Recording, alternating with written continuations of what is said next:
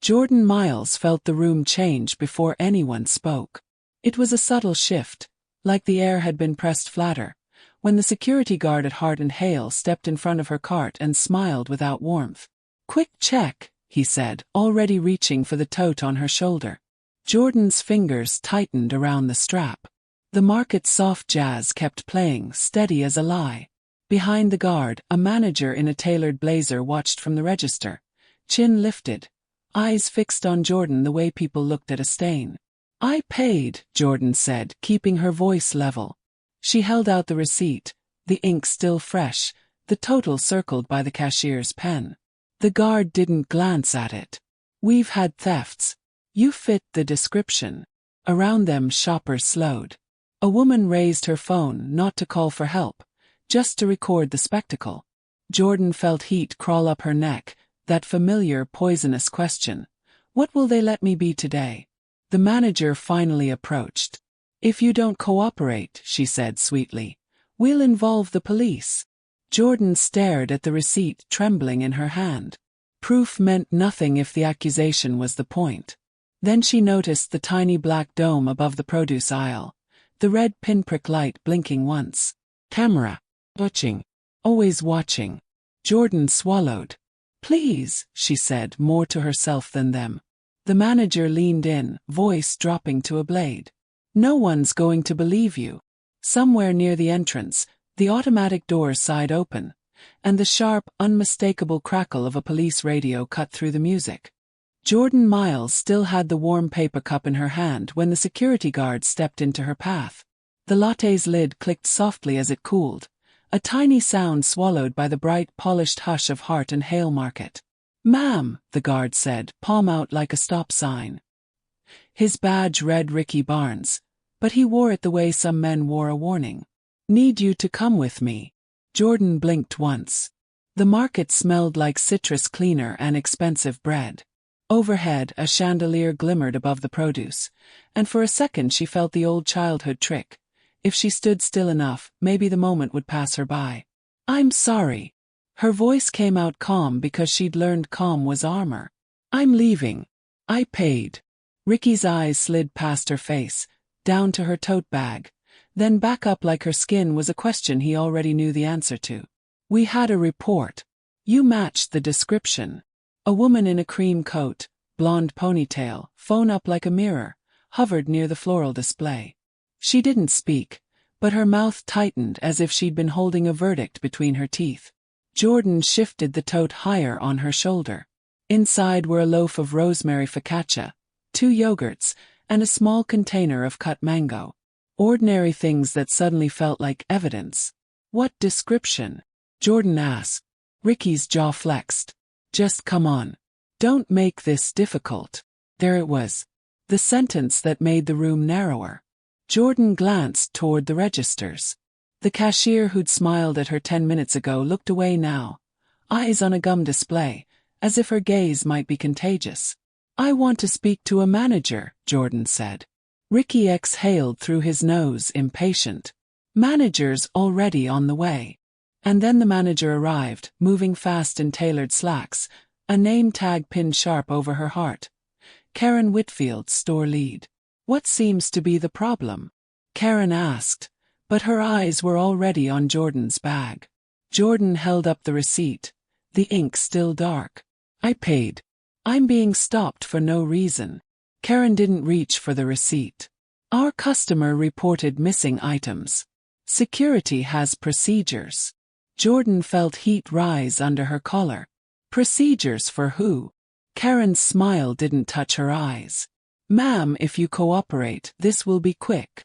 The blonde woman in the cream coat leaned in just enough for Jordan to hear her whisper, soft and poisonous.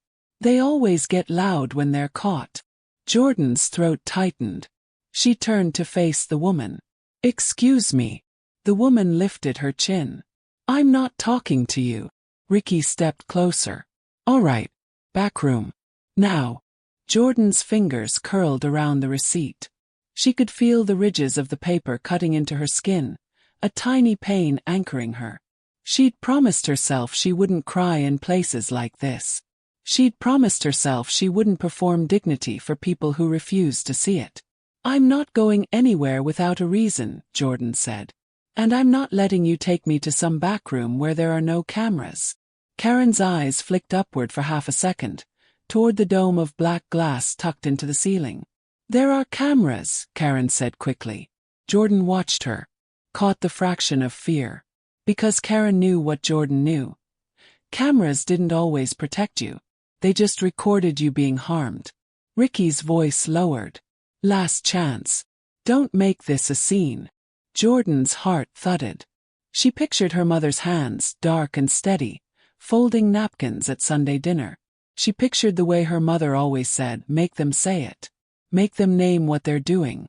"Say it," Jordan told them. "What did I steal?" Karen's cheeks flushed. "We can discuss it privately." "No," Jordan said louder now. Heads turned. Loose pause. A stroller will squeak to a stop. "You can discuss it right here, where everyone can hear you." Ricky's face hardened. "All right. We're calling the police." Jordan's stomach dropped, a familiar elevator ride into dread. "For what?" "For refusing a lawful request," Ricky said. Jordan let out a short laugh that tasted like metal.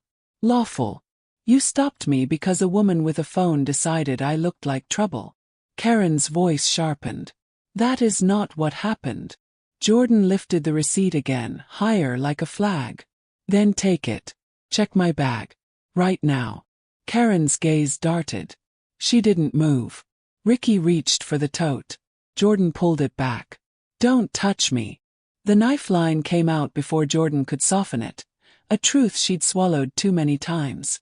They thought no one was watching, so they forgot to pretend. For a heartbeat the store went silent, the kind of silence that meant people were choosing a side without moving a muscle. Karen's phone buzzed. She checked the screen, then looked up with a brittle brightness. "Officers are on their way. Please, Jordan." Jordan froze. "How do you know my name?" Karen hesitated just a beat too long. "It's on your card.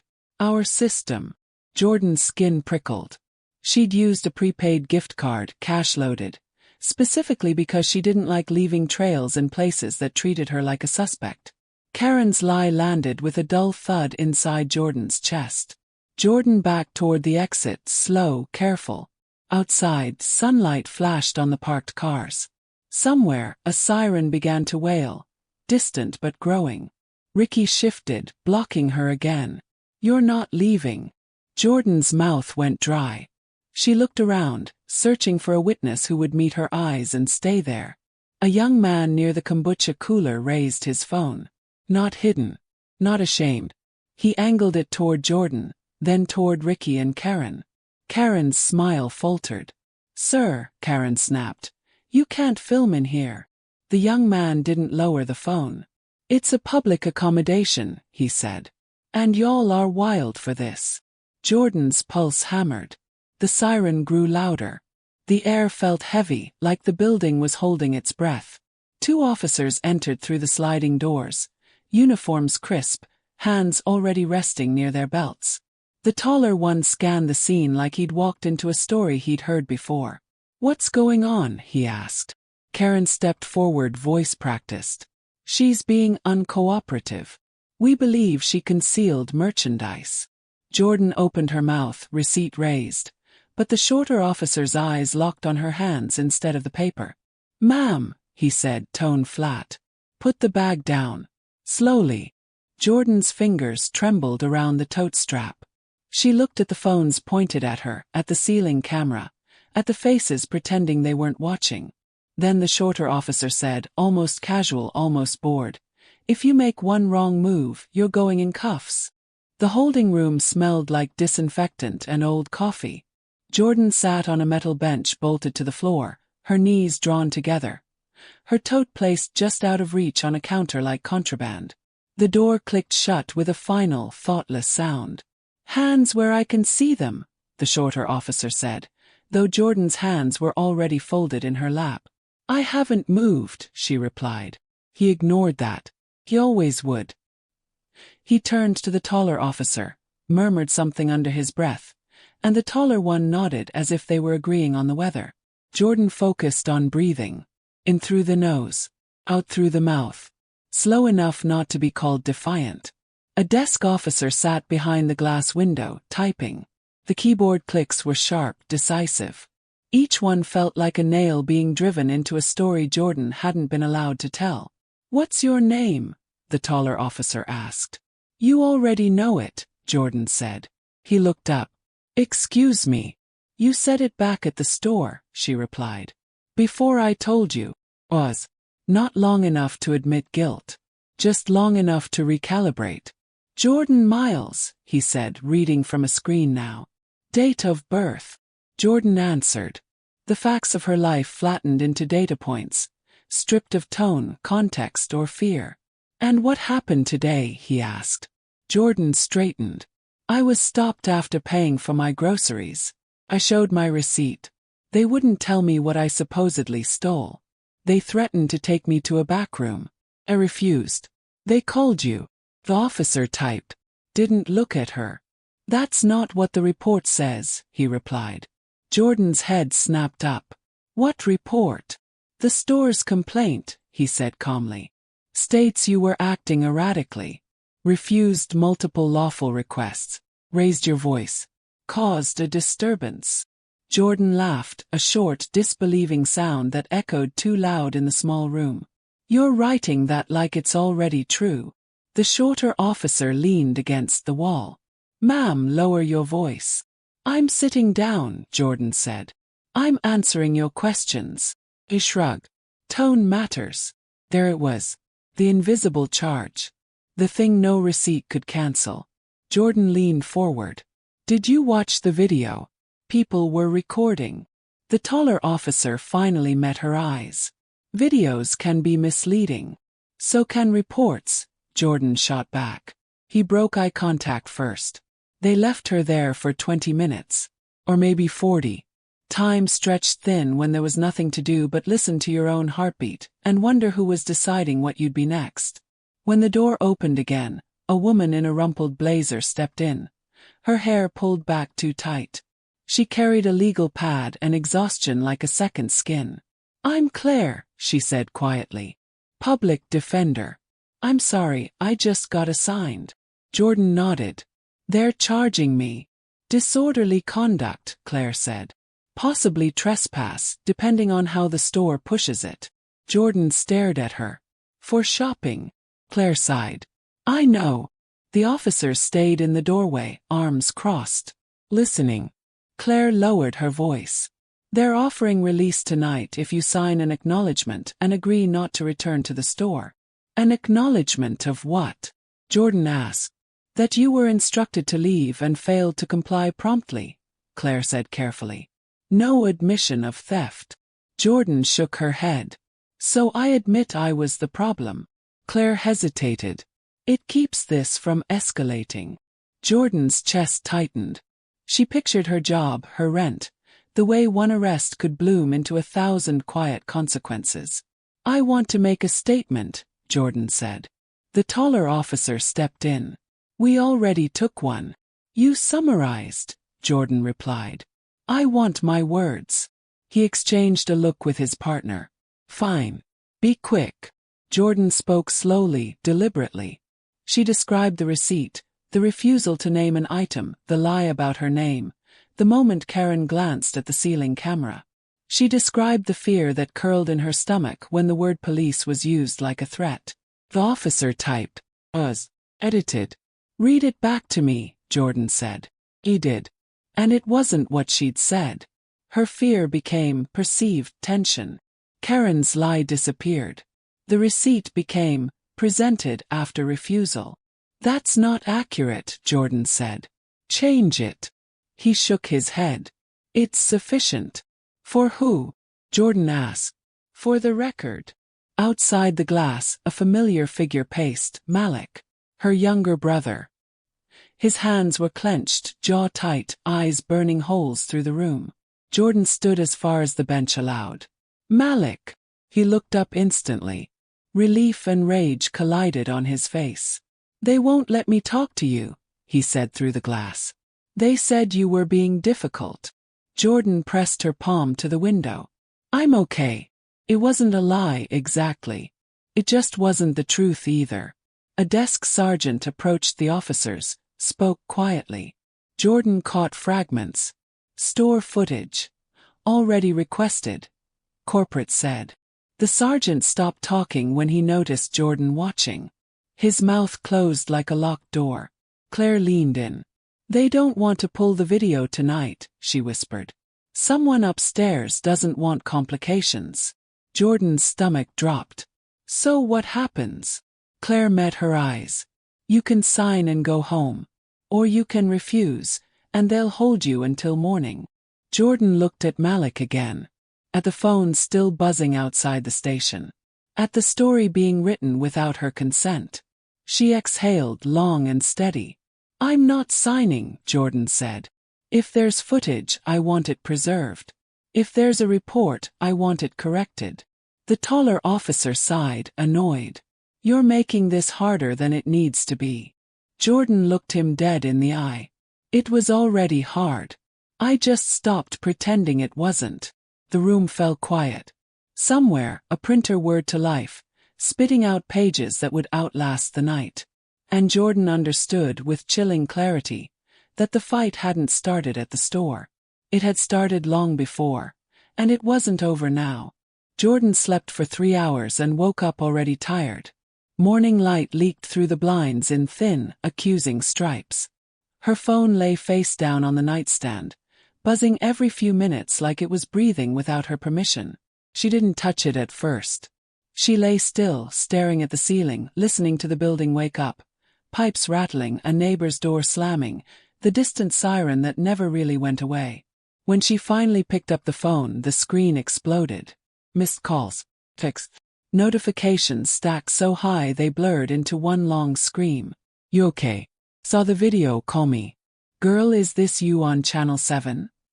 Jordan sat up too fast, dizziness washing over her. Video, she whispered. She opened the link Tessa had sent. It was shaky, vertical, badly framed, and devastating. There she was, receipt raised, voice steady despite everything. There was Karen's lie, clean and audible. There was the officer's threat, unmistakable even through tinny speakers. If you make one wrong move, you're going in cuffs. The clip cut to black. Jordan dropped the phone onto the bed like it had burned her. She pressed her palms into her eyes, hard enough to see stars. The scene replayed anyway, burned into the backs of her eyelids. Her calm, their certainty. The way the room had closed ranks around her. Her phone rang again. Tessa this time. Jordan answered. Jordan, Tessa said, breathless. Oh my God.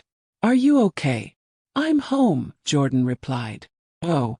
I guess that counts. Tessa exhaled. The video's everywhere. Local news picked it up this morning. They're calling it an incident. Jordan let out a humorless laugh. Of course they are. There was a pause. Listen, Tessa said carefully. I talked to Marlene, our supervisor. She just wanted to check in. Jordan's shoulders tensed. Check in how? She said. She said it might be best if you kept things calm for a bit. That the county office doesn't like controversy. Jordan swung her legs off the bed, the floor cold against her feet. So I get humiliated, threatened, and now I'm a liability. That's not how she said it, Tessa replied quickly.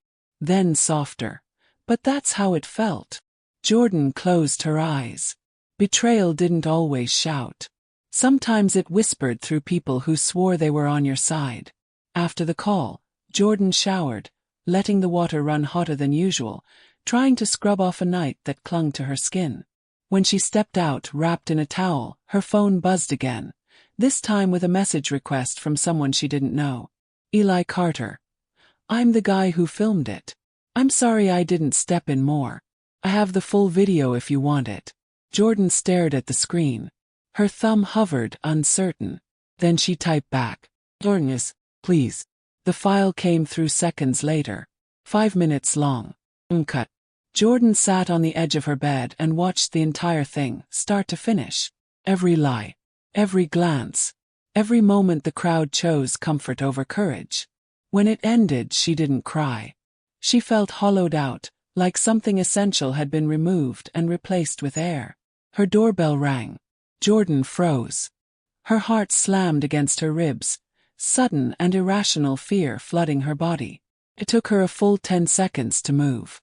Malik stood on the other side, holding a paper bag and looking like he'd barely slept either. "I brought food," he said.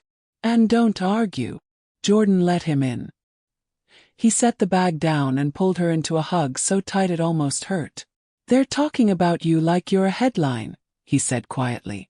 "Like you're not my sister." Jordan rested her forehead against his shoulder. "I didn't ask for this." "I know," Malik said. "But you have it now." "What?" "A spotlight." Later that afternoon, Jordan sat across from Denise Harper in a narrow office that smelled faintly of lemon cleaner and old books. Denise was in her late 40s, hair streaked with silver, eyes sharp without being unkind. "I won't lie to you," Denise said, fingers steepled. "Cases like this don't just happen in court. They happen in your life." Jordan nodded. "I'm already feeling it." Denise slid a document across the desk. "Hart and Hale issued a statement an hour ago." Jordan read it once. Then again. "We take all customer concerns seriously. Our staff acted in accordance with safety protocols. We are conducting an internal review." "They didn't even name me," Jordan said. "They don't want to humanize you," Denise replied. "And they're hoping you'll take a settlement quietly." Jordan's jaw tightened. "With a non-disclosure clause." "The silence clause," Denise said. "Money in exchange for your voice." Jordan leaned back, staring at the ceiling. The weight of it all pressed down on her chest, her job, her rent, Malik's fear, her mother's warning voice in her head. "The system doesn't need you loud. Needs you tired." "Do other people come to you with stories like this?" Jordan asked. Denise's expression didn't change, but something heavy passed through her eyes. "Every week. Different store. Same script." Jordan swallowed. "Then why fight?" "Because sometimes," Denise said, "the footage exists. And sometimes people are watching who weren't supposed to be." Jordan thought of the ceiling camera. Of Eli's phone. Of the way Karen's confidence had cracked for half a second. Outside, a siren wailed past the window. Jordan straightened in her chair. "I'm not signing anything that keeps this quiet." Denise studied her. "You understand the cost." Jordan nodded.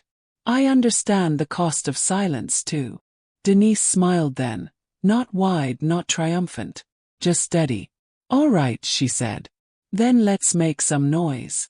Jordan stepped back onto the street an hour later, the city moving around her like nothing had changed. But it had. Because now, she wasn't just carrying what happened. She was carrying proof. Jordan became a headline before she became a person again. She learned this standing in line at the gas station, the hum of the refrigerator doors buzzing in her ears while the clerk stared at her just a second too long. His eyes flicked from her face to the small TV mounted in the corner, where her own image froze mid-sentence under a banner that read "Local shopping incident sparks outrage." He rang up her coffee without a word. Outside, her phone vibrated. "Denise." "They're looping the clip," Denise said when Jordan answered. "Every channel. Even the morning shows." Jordan leaned against her car, the metal cold through her jacket. "They're calling it an incident." "Yes," Denise replied. "And Hart and Hale is calling it selectively edited." Jordan closed her eyes. "Of course they are." The store's statement was everywhere now, dressed in corporate neutrality, concern, safety, review. The words slid over the harm without ever touching it. Denise continued. "I filed a preservation notice this morning. Security footage, dispatch logs, internal communications. They're legally obligated not to destroy anything." "And will they listen?" Jordan asked. Denise didn't answer right away. "They'll try not to." Jordan hung up and drove home, the radio off. Silence felt safer than commentary. At her apartment, Malik was waiting with his laptop open and anger vibrating off him like heat. "People are wild," he said. "They're in the comments arguing about your tone." Jordan dropped her keys on the counter. "My tone? Yeah. Half of them think you should have just cooperated. The other half think you're brave. No in between." Jordan sank onto the couch. "I didn't do anything special. I just didn't disappear." "That's special to them," Malik said softly. Her phone buzzed again. An email from Hart and Hale's corporate office. "We would like to resolve this matter amicably. Please contact our legal team at your earliest convenience." Jordan stared at the screen. "They didn't waste any time." Malik snorted. "They want you quiet." Before Jordan could respond, another notification popped up. This one from her job. Subject: schedule update. Her hours for the next 2 weeks had been cut in half. No explanation. No apology. Jordan felt something inside her crack, sharp and clean. She called Tessa. "They cut my hours," Jordan said without preamble. Tessa was silent for a moment. "I was afraid of that." "So you knew." "They didn't say your name," Tessa replied quickly. "But Marlene said optics and donor comfort, and everyone knew what she meant." Jordan swallowed hard. "So that's it. I tell the truth, and I pay for it." "I'm sorry," Tessa said. "I really am." After the call, Jordan sat in the quiet apartment, the walls too close. The clip replayed in her mind, but now it had company. Commentary, speculation, strangers deciding who she was based on 15 seconds of fear. A knock came at the door. Jordan hesitated, then opened it. Eli stood there, hands shoved into his jacket pockets, eyes uncertain. I hope this isn't weird. I just wanted to check on you." Jordan stepped aside. "It's fine." They sat at the small kitchen table. Eli pulled up his phone, scrolling. "I've been getting messages," he said. "People asking for the raw file. News producers. A blogger." Jordan watched him carefully. "What did you tell them?" "That it's not mine to give without you," he replied immediately. "I filmed it, but it's your life." Something loosened in Jordan's chest. "Thank you." Eli hesitated. "I also wanted you to know. I watched this happen because I've seen it before. Different place. Different person. Same energy." Jordan nodded slowly. "So have I." That evening, Denise called with an update. "The city released a brief statement," she said. "They're backing the officers." Standard response. Jordan laughed hollow. "Standard for who?" "Exactly," Denise replied. "But listen, other people are coming forward." Jordan sat up. "What do you mean?" "Emails," Denise said. "Calls. Folks saying Hart and Hale stopped them too. Same guard. Same language." Jordan's heart began to pound. "You're saying this isn't just me?" "It never is," Denise said gently. "But patterns matter." That night, Jordan couldn't sleep. Every time she closed her eyes, she saw the store lights, the officer's hand near his belt, the receipt shaking in her grip. She got up and paced the apartment, finally settling at her laptop. Against Denise's advice, she opened the comments on the news clip. Some were kind, some were cruel, some were disturbingly confident in their certainty. Then she saw a message buried halfway down. "This happened to my mom last month. Game store. They told her she fit the description. She paid a fine just to go home." Jordan's breath caught. She copied the comment, forwarded it to Denise. Within minutes, Denise replied. "This is how it starts. Get some rest. Tomorrow we build the record." Jordan closed the laptop and stood by the window, watching the city lights flicker like 1,000 unblinking eyes. They thought no one was watching. Now everyone was. And Jordan understood something that scared her more than the night at the store. Once the story belonged to the public, it would never fully belong to her again. But maybe, just maybe, it could still tell the truth. The backlash didn't arrive all at once. It crept in quietly, disguised as coincidence. Jordan noticed it first in the mail. A thin white envelope from her landlord sat on the kitchen counter, the return address printed too neatly. She opened it standing up, Malik watching from the doorway like he already knew. Notice of lease compliance, Jordan read aloud. Effective immediately, tenants are reminded that hallway storage, window coverings, and noise levels will be strictly enforced. Malik scoffed. You don't even have anything in the hallway. I know, Jordan said. Her stomach tightened anyway. By noon, her phone chimed with a voicemail from HR at work. Polite, distant. Hi Jordan, just following up on the schedule adjustments. Unfortunately, due to budget realignments, we'll need to reassess hours on a rolling basis. Budget realignments. Donor comfort. Ticks. The words changed, but the message didn't. Jordan spent the afternoon answering emails she didn't want to read. Some were supportive. Others were sharp, anonymous, and deliberate. Stop playing victim. You people always do this. Hope the attention was worth it. She deleted them without replying, but each one left a faint residue like smoke that wouldn't clear. By evening, Denise called. They hired a crisis PR firm, Denise said without preamble. Hart and Hale. Full damage control. Jordan leaned against the counter. So now I'm a brand problem. Yes, Denise replied. And brands don't like unpredictability. Jordan laughed softly. Neither do institutions. Denise paused. There's more. Karen did a sit-down. Jordan's head snapped up. With who? Local morning show. Pre-recorded, Denise said. She looks remorseful. Jordan closed her eyes. Let me guess. She was afraid. She said she feared for staff safety, Denise confirmed. That you were agitated. Jordan felt heat surge up her neck. I asked a question. In this country, Denise said quietly, that's sometimes enough. The interview aired the next morning. Jordan watched it alone, volume low. Karen sat on a couch, hands folded, voice trembling at exactly the right moments. She never said Jordan's name. Never mentioned the receipt.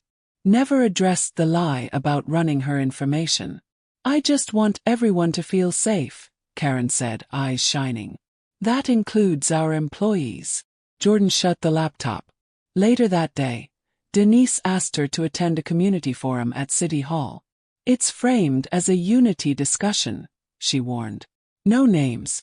No accountability. Jordan almost said no. Almost. But the idea of silence sitting unchallenged in a room full of microphones made her chest ache. The council chamber was packed. Folding chairs. Cameras. A banner reading community conversation on trust and safety hung behind the dais like a joke no one acknowledged. City officials spoke first.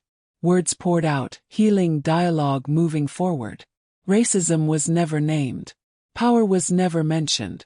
When public comment opened, Jordan felt Malik's hand squeeze hers. You don't have to, he whispered. Jordan stood anyway. She walked to the microphone, heart pounding so hard she could feel it in her throat. The room stilled, a low murmur rippling as recognition spread. She didn't raise her voice. I was told this was about trust, Jordan said. So I'm going to talk about how trust is broken. She described the stop, the receipt, the refusal to name an accusation, the threat of police used as leverage. When people say I should have just cooperated, Jordan continued, what they mean is that I should have made myself smaller so the system wouldn't have to look at itself. A council member shifted uncomfortably. Jordan went on. I didn't yell. I didn't steal. I didn't threaten anyone. But procedure was still used against me. Because procedure can be a weapon when no one is watching. The room was silent now. Not polite silence. Listening silence. I'm not here for sympathy, Jordan said. I'm here because this keeps happening, and calling it an incident doesn't make it accidental. She stepped away from the microphone, hands shaking. Afterward, a woman in a city staff badge brushed past Denise and slipped her a folded note without breaking stride. Denise read it once, then again. Her jaw tightened. What? Jordan asked. Denise unfolded the paper. Hart and Hale has a private security contract with off-duty officers. Same precinct. Jordan's breath caught. So the response wasn't random. No, Denise said. It was business. That night, Jordan's building manager knocked on her door. We've received complaints, he said, eyes darting past her into the apartment. About what? Jordan asked. Noise, he replied. Visitors. My brother lives here, Jordan said. And we're standing in silence. The manager cleared his throat. Just be mindful. After he left, Jordan leaned against the door, exhaustion flooding her limbs. They're squeezing you, Malik said. From every angle. I know, Jordan replied. Her phone buzzed with a new message. This one from an unknown number. You should have stayed quiet. Jordan stared at the screen. For a moment, fear threatened to root her to the spot. Then something else rose up. Not anger. Not bravado. Resolve. She forwarded the message to Denise. Denise replied almost immediately. Save everything. This is the pattern revealing itself. Jordan sat at the kitchen table, opening a new folder on her laptop. Screenshots, emails, voicemails, schedules, notices. Each small act of retaliation, meaningless on its own, began to form a shape when placed beside the others. They don't think this counts, Jordan said softly. Malik looked at her. It does. Jordan nodded. And one day they'll have to explain it. Outside, the city moved on. Cars passing, lights changing, people living their lives untouched by her name on a screen. But inside Jordan, something had shifted. They could pressure her job. They could circle her housing. They could try to exhaust her into compliance. What they couldn't do anymore was convince her this was just bad luck. It was a system protecting itself. And now, she was documenting every bruise it left behind. Denise's office smelled faintly of lemon polish and old paper. Jordan sat across from her, hands clasped tight, as if holding herself together was a physical task. Between them, a laptop glowed, showing stills from Eli's raw footage. Denise tapped the screen. This is what Hart and Hale claims doesn't exist. Jordan frowned. The ceiling camera. Exactly. They told the city it malfunctioned that night. No footage. Nothing. Denise's voice was sharp now, cold and precise. Which is convenient, isn't it? Until Eli's phone shows you were never alone. Until the timestamp proves Karen knew your name before the police arrived. Jordan swallowed. The images on the screen replayed the moment with surgical clarity. The guard blocking her path, Karen's eyes darting toward the dome above the produce aisle, the receipt trembling in her hand. So they lied, Jordan said flatly. Yes. And the longer they deny it, the worse it looks when it's proven. Denise paused, her gaze meeting Jordan's. But there's more. Jordan's pulse quickened. What? A witness. Denise leaned in. Mrs. Laverne Price. She came forward this morning. Same guard, same language, same procedure. She was stopped a month before you. Paid a trespass warning, just to go home. No one believed her. Sound familiar? Jordan's chest tightened.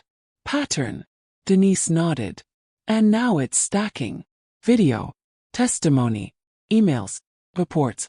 They can't just bury this under a corporate press release. Jordan exhaled, a sound caught somewhere between relief and dread. So, what do we do with it? We make it undeniable, Denise replied. Recorded interview tomorrow. Official deposition. Every inconsistency logged. Every detail backed with time-stamped evidence. Their denials won't hold. Jordan's stomach sank. The thought of facing those same faces again, the guard, Karen, the officers, made her hands tremble. I'm ready, she said. Her voice sounded quieter than she expected. Denise's lips curved into a small, approving smile. Good. That's the courage I need from you. The system counts on fear. You've got to show them you don't have it. Malik arrived that evening, leaning against the doorframe. He carried a folder bulging with printouts. Look what I found online, he said. Other people complaining about the store. Videos, screenshots, posts. It's everywhere. Jordan took the folder, flipping through page after page. Comments, photos, security logs shared by whistleblowers. So this isn't just me, she murmured. No, Malik said. It's the same playbook. Just different targets. The realization was heavy. Not just her story, but hundreds of small injustices, unnoticed or ignored, tied together by the same names and uniforms. Karen, Ricky, the officers, they weren't acting randomly. They were executing a procedure. Jordan slumped into the chair, the weight of it pressing her shoulders down. It's coordinated. Exactly, Denise said. And the law sees coordination. That's why documentation matters. Patterns matter. Jordan glanced back at the laptop. She could replay that moment again, the guard's hand hovering near his belt, Karen's voice smooth and false, the faint blink of the ceiling camera catching everything. Every lie, every threat, every silent witness. Her fingers traced the edge of the laptop like she could extract strength from it. So what about me? She asked softly. How do I stay okay through this?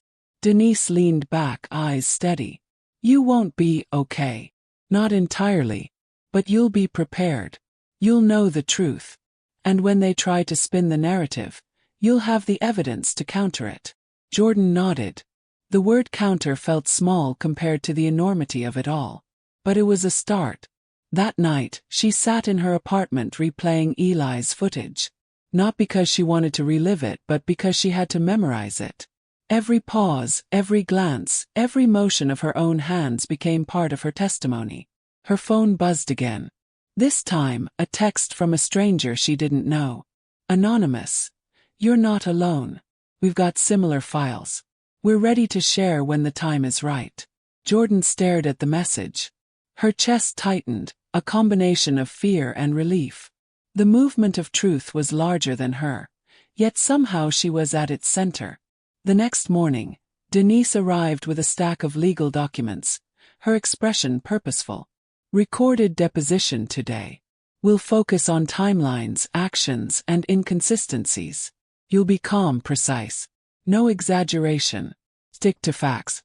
Let the evidence speak louder than emotions. Jordan nodded. I can do that. Denise's gaze softened. I know you can. And Eli will testify if necessary. We've preserved everything. Emails, timestamps, witness statements. This isn't just about proving you weren't at fault anymore. It's about showing the system itself, how it operates. Jordan's stomach churned at the word system. It wasn't just the store or the guard or Karen. It was a larger machine, polished, bureaucratic, and faceless. A machine designed to hum along unnoticed, until someone pressed record. Malik sat nearby. His presence quiet but grounding. You ready? He asked. Jordan took a deep breath. Ready enough. They drove to the deposition together. The city building was imposing, beige and official. The doors closed behind them with a thud that echoed Jordan's heartbeat. Inside, the room smelled of plastic chairs and polished wood. The lawyer from Hart and Hale sat across the table, expression neutral but eyes sharp. Karen and Ricky were present, their posture rehearsed, calm, composed. Denise leaned in toward Jordan. Stick to the footage. Stick to the timeline. Nothing more. Let them contradict themselves. Jordan nodded. She sat up straighter. Her hands were steady now, the fear tempered by preparation. Every motion, every detail from Eli's video, from Mrs. Price's statement, from Malik's research, had been catalogued and rehearsed. The deposition began. Karen and Ricky performed their practice denial. Jordan answered calmly, precisely, letting the evidence speak. The camera, the timestamps, the witnesses, all converged. For the first time, she realized the truth had a shape, a form that could not be erased by statements, spin, or silence. The system might have power, but power alone could not erase fact.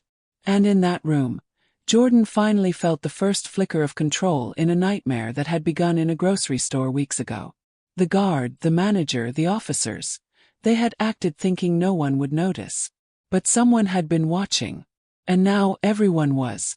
The morning air in the city courthouse was sharp and sterile, carrying the scent of polished floors and faintly of coffee from the lobby kiosk.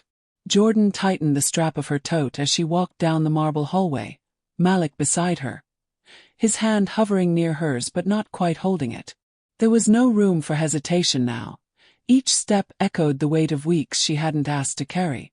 The deposition room was small but intimidating. A long table dominated the center, cameras angled from all sides, microphones ready to catch every syllable. Karen Whitfield sat to the right, arms folded, voice measured, the mask of composure firmly in place. Ricky Barnes leaned slightly toward her, notebook open, pen ready. Across from them, Denise set her legal pads with precision, eyes sharp and unblinking. Jordan took her seat, hands folded on the table. The air thrummed with the quiet tension of a match about to strike. "Good morning," the attorney representing Hart and Hale began, voice smooth and rehearsed. "Ms. Miles, we'll go over the events in question, just to clarify."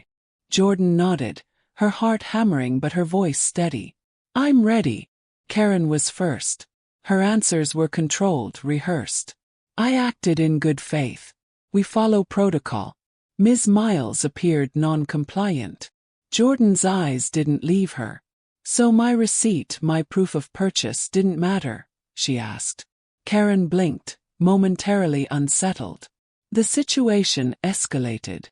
Staff safety is our priority." Ricky leaned in, notebook open. "I was following instructions. Nothing more." Jordan exhaled slowly, remembering Denise's words. "Let the evidence speak louder than emotions." She laid the printed screenshots from Eli's footage in front of her. "These are timestamps. This is before you contacted police," she said softly. "You already had my name, Ms. Whitfield. You ran it through your system before law enforcement arrived." The room shifted. Karen's lips pressed into a thin line. Ricky's hand hovered over his notebook, hesitant now. Denise interjected, calm and deliberate. "Let's be precise. The footage shows your gaze and hands are clearly visible. Ms. Miles is calm, cooperative with a valid receipt. The officer's claims of agitation or non-compliance are contradicted by the video." The attorney sighed, attempting to regain control. "Ms. Miles, perception is subjective. Staff may have perceived behavior differently. We aren't disputing your purchase, only the manner in which the situation unfolded." Jordan stared at him, unblinking. "Perception does not give you the right to intimidate, to threaten, to call the police and suggest I would be cuffed for simply standing still." Ricky shifted. Sit," Denise cut in. "Let the record reflect your hesitation." Karen cleared her throat. "We acted on what we believed at the time." Jordan leaned forward. "And yet, the same guard stopped Mrs. Laverne Price a month earlier, using identical phrasing and procedure. Your belief has a pattern. It isn't isolated, it's systemic." The room fell silent, a quiet recognition that hadn't needed words. Denise pushed further. "Ricky, the footage shows you glancing at the ceiling camera when Ms. Miles mentioned it. Did anyone instruct you to monitor that camera for her?" Ricky swallowed. I was told to observe protocol. Nothing specific about her." "Protocol?" Denise asked. "Or instructions from management?" Ricky's hand twitched, pen shaking. She told me," his voice faltered. Karen's eyes widened, a small crack in the mask she had worn for weeks. Denise didn't miss it. Jordan's pulse quickened. The truth was here, fragile but visible. One misstep from the opposition and it could break. Denise leaned closer, whispering under her breath, "Now, Jordan, focus on facts, not judgment." Jordan nodded. "Yes." The questioning continued. Each answer from Karen and Ricky was contradicted by time-stamped footage, prior complaints, and witness statements. The system they had counted on to protect them, the police, corporate policy, procedural language, was now unraveling in precise, undeniable pieces. Jordan remembered the fear in the grocery store, the silent bystanders, the grip of authority on her wrists. She remembered the hum of the ceiling camera, the blur of voices, the flash of phones capturing it all. And now, that fear had transformed into clarity. Every statement, every hesitation, every slip of memory they revealed was a fissure in the story they had tried to control. Jordan watched as the mask of neutrality faltered, revealing coordination, intent, and oversight designed to intimidate. The attorney attempted one last maneuver. "Ms. Miles, are you certain your memory aligns with the video? Perhaps you misremembered some moments." Jordan exhaled slowly. "I don't need to remember. The video shows everything. You can't argue against fact." Denise smiled faintly, a quiet acknowledgement of Jordan's steady strength. "Let the record reflect that Ms. Miles' testimony aligns perfectly with all available evidence, timestamps, videos, and witness statements." The deposition ended hours later. Jordan stepped out into the bright afternoon light, squinting against the glare. Cameras and journalists waited, some looking for a soundbite, others for a reaction. Malik wrapped an arm around her shoulder. "You okay?" Jordan nodded, voice firm. "I've never been more prepared." Denise approached, eyes steady. "The cracks are showing." They didn't anticipate coordination being exposed. They thought the fear they instilled would keep you silent. But the truth always leaves a trace. Jordan took a deep breath, feeling the exhaustion settle into her bones. "It's more than just me now," she said softly. "This could stop it for someone else." Denise's eyes glimmered. "That's the point. Poetic justice isn't about revenge. It's about exposing patterns, creating accountability." Jordan looked back at the courthouse, at the neutral beige walls that had witnessed so much pretense.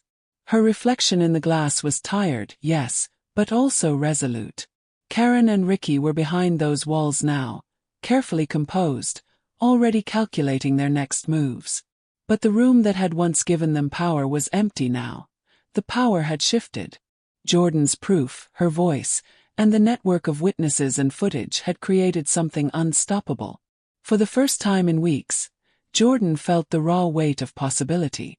The people who had thought no one was watching had been wrong, and she would make sure everyone could see. The courtroom smelled of polished wood and tension, an invisible charge hanging in the air like dust motes in sunlight. Jordan Miles adjusted her jacket, fingers tightening around the strap of her tote. Malik sat beside her, quiet but vigilant, scanning every movement, every gaze. Denise leaned forward, whispering, "Today is about accountability, not revenge.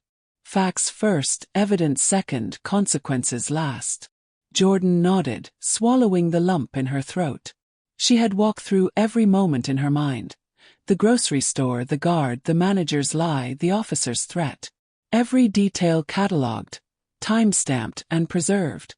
Every whisper of doubt had been crushed under the weight of evidence.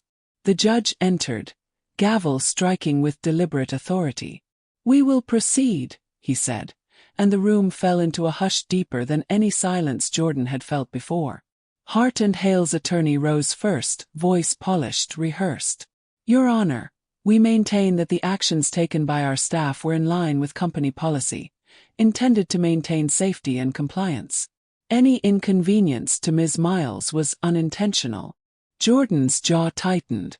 Denise placed a hand over hers. "Stay focused," she murmured.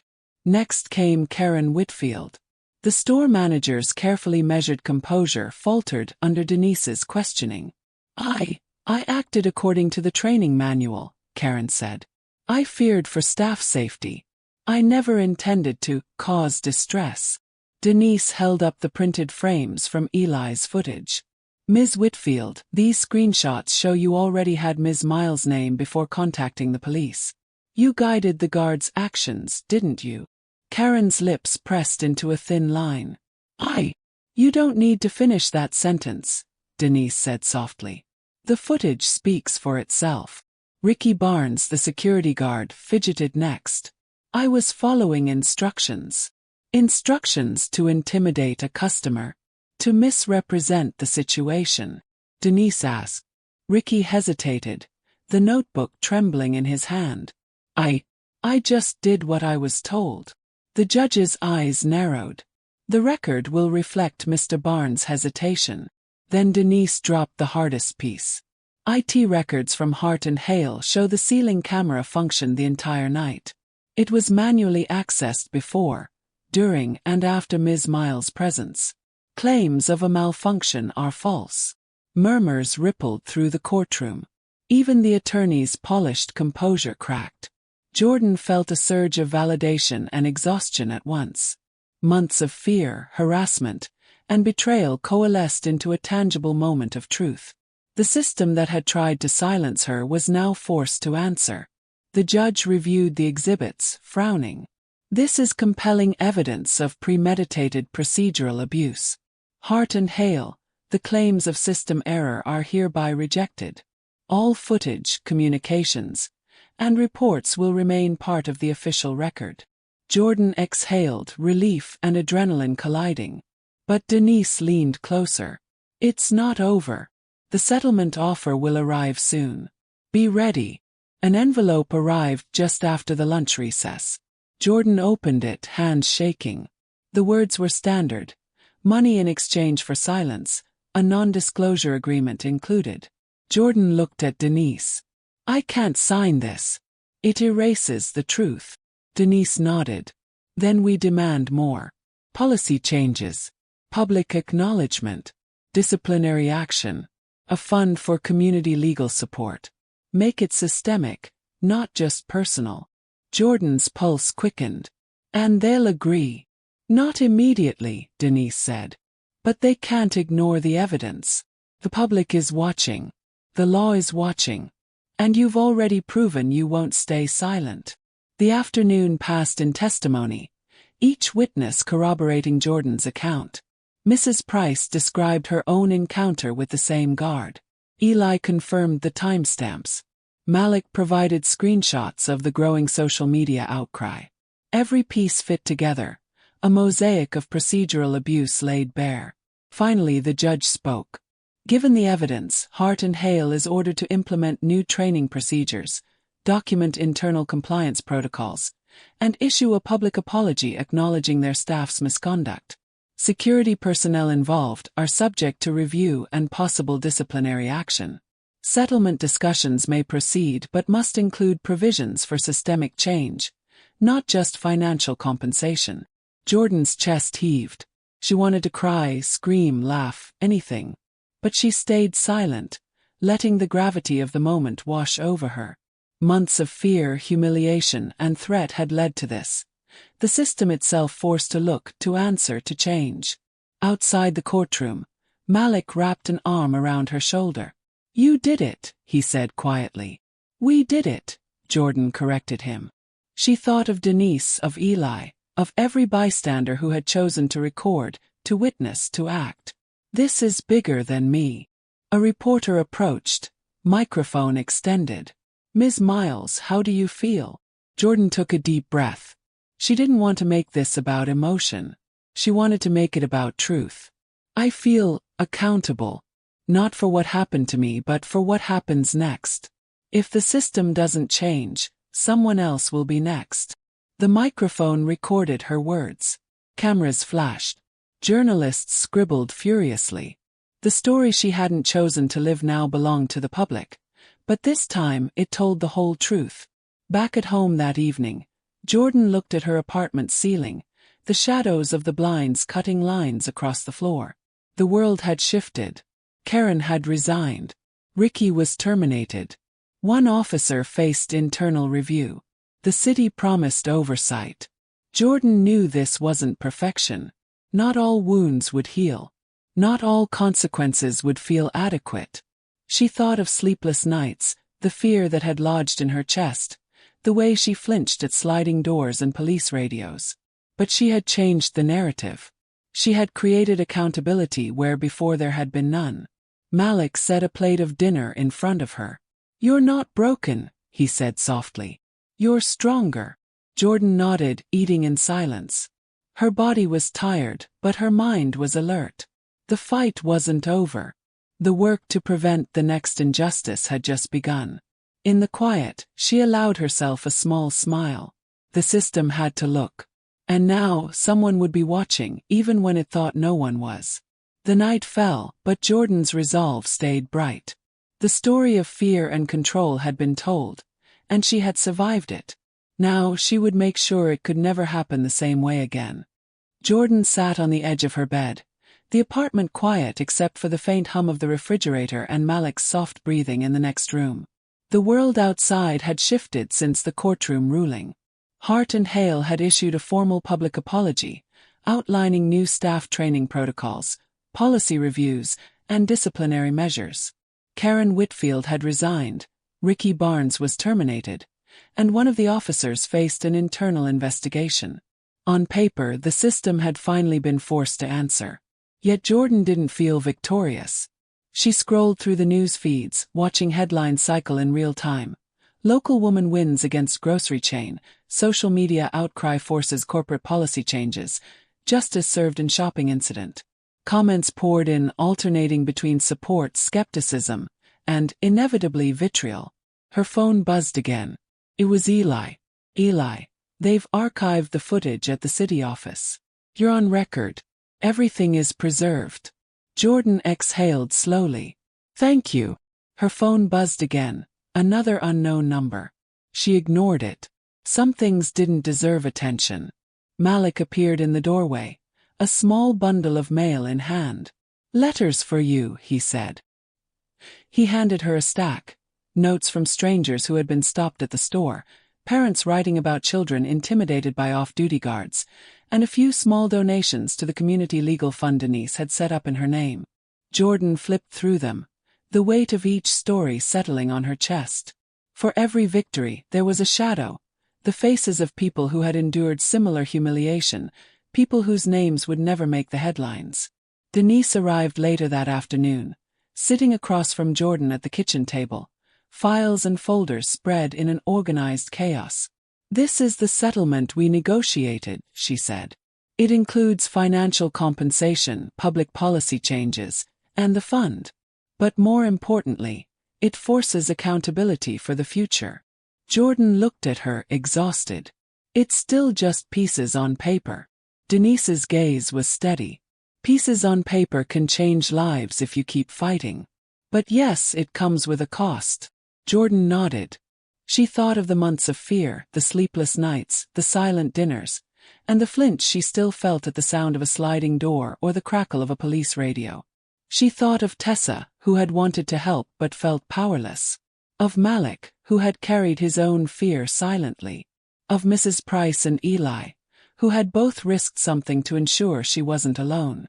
She realized the cost wasn't over. It would never be fully gone. But neither would the truth she had insisted on telling. That evening, Jordan went for a walk, the cool night air filling her lungs. The city hummed with ordinary life, unaware of her small but significant victory. She passed Hart and Hale, the storefront bright and unchanged, oblivious to the scrutiny it had been under. She could still see the camera dome above the produce aisle, faint and black, blinking like a quiet witness. Jordan paused, closing her eyes. She remembered every detail. The guard, the manager, the threat of cuffs, the silent bystanders, the hum of phones recording it all. Every moment had been a fracture in the system, a proof that even well-oiled procedures could be challenged. Her phone buzzed once more. Denise. A journalist wants your statement about the fund and policy changes. They're highlighting systemic impact, not just your story. Jordan typed a brief response. I'll speak. For everyone who wasn't allowed to. She tucked the phone into her pocket and continued walking. The streets were quiet, but Jordan felt the weight of hundreds of eyes she couldn't see. Watching, witnessing, learning. When she returned home, Malik was waiting with tea, placing a gentle hand on her shoulder. You're still you, even after all this, he said softly. Jordan nodded, taking the cup. The warmth seeped through her fingers, grounding her. I've changed, she admitted. But I'm still me. And I have to live with what I've seen, what I've endured. Malik sat down across from her, quiet but present. That's the cost, he said. But it's worth it. Jordan stared into the tea, swirling it slowly. She knew he was right. The cost had been steep: fear, betrayal, sleepless nights, and the lingering shadows of humiliation. But the victory had weight too. Not just for her, but for the people who might come next. For the patterns she had exposed. For the system now forced to look, if only reluctantly. Hours later, Jordan sat at her laptop, reviewing Eli's footage one final time. She didn't replay it to relive fear. She watched it to remember precision. The truth captured in pixels and time, a permanent record against those who thought power could hide behind procedure. Her reflection glimmered in the black screen. She saw fatigue, yes, but also resilience. The girl who had been cornered in a grocery store, whose name had been misused, whose fear had been weaponized, had emerged changed but unbroken. Jordan knew this was not the end of vigilance. Systems would falter again. People would be intimidated. Others would be stopped, questioned, threatened. But now there was precedent. Now there was a record. The night deepened, quiet but alive. Jordan leaned back, exhaling fully for the first time in months. The fight had cost her. The fight had changed her. But it had also illuminated the path for accountability and justice, however imperfect. And as she closed the laptop, Jordan allowed herself one small, steady thought. The system had to look. And finally it had. The first morning after the settlement felt unreal. Jordan woke to the hum of her apartment, sunlight spilling across the floor in muted stripes. The city outside went about its business, oblivious to the quiet revolution that had taken place behind corporate glass and courtroom walls. She lingered at the window, watching people pass. Mothers with strollers, a delivery cyclist weaving through traffic, pedestrians scrolling on their phones. All of it ordinary, banal, yet to Jordan it felt fragile, precious. She remembered every face in Heart and Hale that night, the silent bystanders, the ones who recorded and the ones who looked away. Malik stirred in the kitchen, the aroma of coffee drifting toward her. He caught her gaze and offered a small smile. "You made it," he said softly. Jordan returned the smile, but it was tempered. "We made it," she corrected. "All of us." Her phone buzzed with messages. Emails from Denise confirmed that the settlement had been finalized. Hart and Hale would fund legal support for future cases, implement mandatory anti-bias training, and enforce stricter oversight on private security contracts. The city had pledged to monitor compliance. On paper it was a victory. But Jordan felt the lingering weight of months spent under fear and surveillance. Her body still flinched at sudden movements, doors, the crackle of police radios. She closed her eyes and pressed a hand to her chest, acknowledging the scars she carried silently.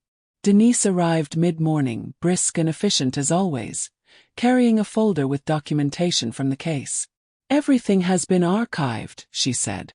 "Official record, time-stamped, witness statements, emails, video. You've created a permanent trail for accountability." Jordan nodded, feeling both relief and exhaustion. "And the personal cost." Denise's gaze softened. "It will linger. That's part of the reality. You've endured psychological pressure, public scrutiny, and social retaliation. But you've also created systemic impact. That's the rare part." Jordan exhaled, slow and steady. "I didn't expect it to feel so heavy, even now." "You've carried the weight of a lot more than just your own story," Denise said. "You've carried the evidence of a system willing to use procedure as a weapon. That's not small." Jordan spent the rest of the day cataloging letters, emails, and messages from strangers inspired to share their own experiences.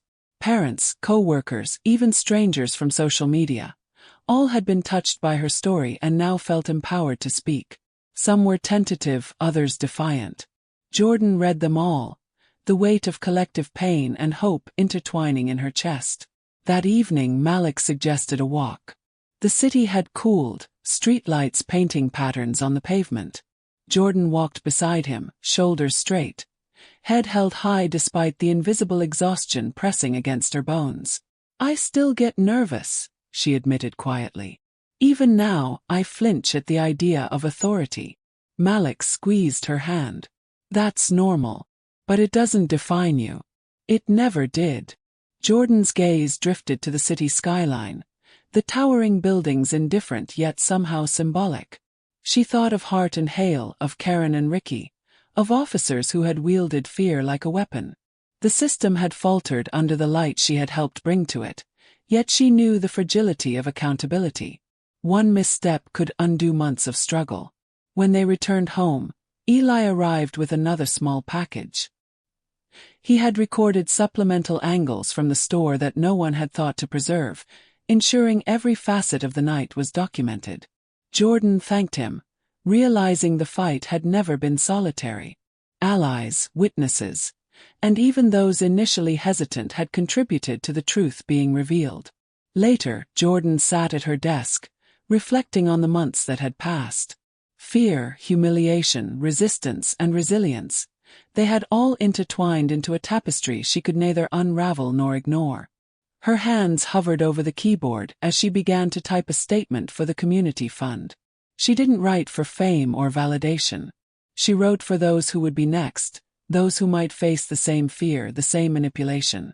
She paused, reflecting on Malik's quiet presence at her side, Denise's unwavering guidance, Eli's courage in filming, and Mrs. Price's bravery in coming forward.